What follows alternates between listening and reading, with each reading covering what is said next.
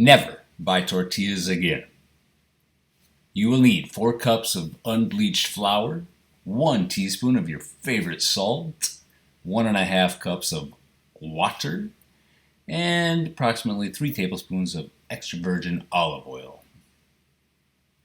Stir it up with a fork at first, try to get it to all come together, then form a ball by kneading it with your hands.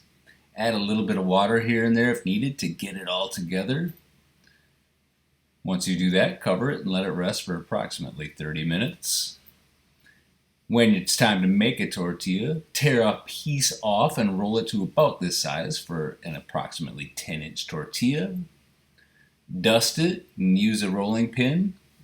With a little extra flour, be patient here and make it as thin as you can.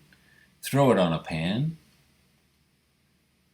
I like to use medium to high heat. That's about a 6 or 7 on my oven or stove. Bubbles are good. Don't worry about bubbles. Bubbles are good. Just give them a little poke and flip that tortilla over. And then you will have a masterpiece. And we never make a perfect circle when we make a tortilla, do we? Stuff it with breakfast, lunch, and or dinner with all your favorite foods and enjoy.